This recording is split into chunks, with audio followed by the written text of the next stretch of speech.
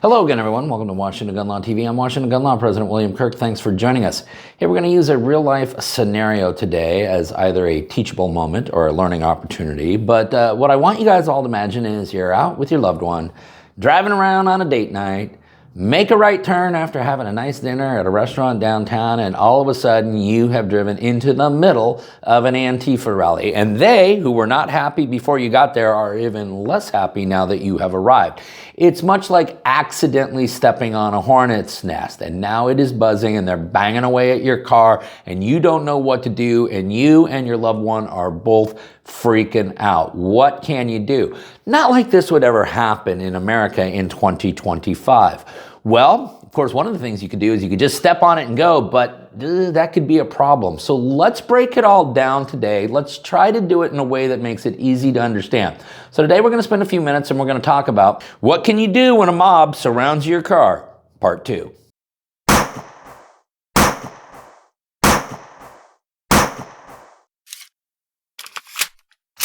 Okay, the video we're doing today is actually a second version of a video that we did way back on October 24th, 2023, using real life examples there. It happens to be the most viewed video in the history of Washington gun law, so thank you for everyone who has watched that video. We went back and watched it because it was picking up some activity in the last couple of weeks because, well, for some reason, people seem to keep driving into angry mobs. I wonder why. And we went back and watched the video and we're like, oh, parts of it are good and parts of it we thought really sucked. So we're going to try to do this again. So here is our hypothetical. This is the hypothetical we're going to be working on. And we're going to use a hypothetical today because one of the things that's changed since the last time we did a video about this is Google did not care what Washington Gun Law was putting online back when we did the first video. Why? Because we had no subscribers. Now we start putting images out there that portray violence, and Google has a tendency to crap our pants. So the hypothetical, we're going to do it this way today. You're driving around, you make a turn on your way home, and suddenly you are now in the middle of a protest, or what some people might call an angry mob, or what some people might call a riot. Doesn't matter, because now your car is surrounded, you can't really go anywhere, and they are beating on your car. What can we do from a legal standpoint? Okay, couple caveats. Number one, always consult with local attorneys because self-defense laws do change state by state. They can actually change within jurisdictional limitations inside of a state. So I want you to always make sure you consult with counsel. Number two, I am talking about what you can do legally speaking. There are all sorts of answers from a tactical standpoint, and I'm going to leave that to the tactical experts. But from a legal standpoint, there's really 3 things you can do when you find yourself in this situation here. Number 1, you can do nothing. That would be the use of no force. And at that point, you don't really need a self-defense lawyer. You might need a wrongful death lawyer or something like that, because that would probably be, again, from a tactical standpoint, a really dumb thing to do. But again, if you stay put, there is no force. So what is the types of force that could reasonably be used in that situation? Well, number 2, you could slowly drive away. And I think that if we're slowly driving away and we're pushing people out of the way and perhaps slowly knocking them over and things like that, that is absolutely positively going to be deemed the use of force. I didn't say lethal force. I said that is the use of force. And of course, the other thing we could do then is drive away in a very rapid fashion, striking anything that happens to be in our way. That, though, is likely going to be deemed in almost all jurisdictions as the use of lethal force. Let me explain why. Although every state is going to have a slightly nuanced definition, in general, a state is going to define lethal force or deadly force as deadly force means the intentional application of force through the use of firearms or any other means reasonably likely to cause death or serious physical injury. Because to be accused of using deadly force does not necessarily have to result in death. And I think we can all agree that when you are plowing into people and or running them over an automobile, that is certainly very likely to cause death or serious bodily injury. Okay, now to understand what is actually a fairly complicated equation that we're trying to simplify for you, let's go over the ground rules of when you can actually use force in general. So in order to use any kind of force in self-defense, the force we use has to be 1, necessary. Number 2, it has to be reasonable, and that has to be both subjectively and objectively reasonable. And finally, it needs to be proportional, okay? And that last one there, proportionality, is where we can get in trouble if we step on the gas prematurely. All right, then, again, every state's going to have a little bit of nuance, but in general, individuals are lawfully entitled to use lethal force or deadly force in any one of the four following scenarios. Number one, you are in imminent threat of death or serious bodily injury.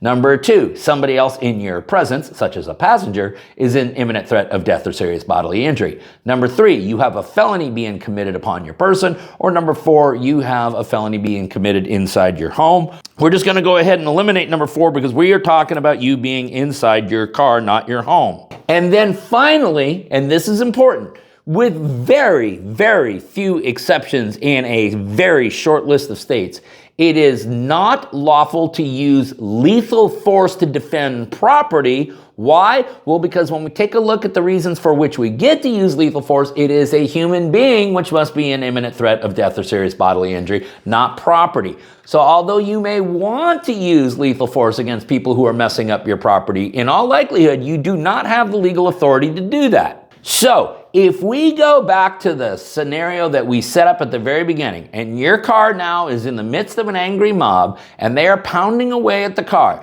and yeah, they're putting dents in the quarter panel, and they're putting dents on the hood, and they're ripping off the antenna, and they are really messing up what is otherwise a really nice car. Do you have the right to use force? Yes. What's probably the most reasonable force to use is to slowly drive away, very slowly, recognizing that that's probably going to agitate the crowd more, and yes, the car is probably going to get beat up more, but nobody is going to determine that you driving away at 3 miles an hour is going to be deemed as the use of lethal force, okay? However, and this is the precipice I want everyone to understand, when they go from pounding on the car to smashing out the windows, the minute the windows start getting smashed, the minute things start flying through the windshields in any direction, well, it's not really about the car anymore, is it? No, because now every single individual inside the car is absolutely, positively being endangered. And now all of a sudden we have a situation where the driver would be in imminent threat of death or serious bodily injury. If you have passengers in the car, they too are in the same imminent threat of death or serious bodily injury. And I got news for you. At the point that they're smashing out the windows, they're not that interested in the car anymore. They are more interested in the driver, which means at this point you likely have a felony being committed upon your person. The mere fact that we have glass flying around in the passenger compartment of the car alone probably puts a person in imminent threat of at least serious bodily injury, which means now the ability to step on the gas and get out of there quickly becomes much more legally possible. So, although there is no bright line rule, and although everything is based on a fact-by-fact, case-by-case scenario, and so things always change, and that's another caveat I need you to understand. The bottom line is if you end up in an angry mob and they're beating up your car, that is really unfortunate for both you and your car. However, once the windows start breaking, well, that's getting into an entirely different level of threat, and at that point, the type of force that you can use in defense of yourself and others is also equally going to increase. But if it seems like it's so simple, just like that, understand that if we step on the gas and perhaps we strike 2 or 3 of the people who are trying to smash out the windshield, that may be fine. But if we continue at a rapid rate and we start picking off other protesters a block or 2 blocks down the road, of which had nothing to do with the attack on you or your car, then when we go back to the reasonableness standard of the force you used, even though a jury could easily find that it was subjectively okay, objectively, the manner in which you then deployed the force and the force upon which it was inflicted upon was not reasonable from an objective manner, and you could still find yourself in legal jeopardy, thus bringing us to the biggest point of the day, which is, as a defense attorney, I can honestly tell you that the absolute best way to manage conflict is to avoid conflict. So that's a very complicated equation that we tried to boil down to its most simple of elements. The bottom line is you do not have the right to use lethal force when it is only your car that is in jeopardy. However, once the windows start getting smashed and it is you and your passengers that are placed in imminent threat of death or serious bodily injury, the law does permit you to significantly escalate your use of force.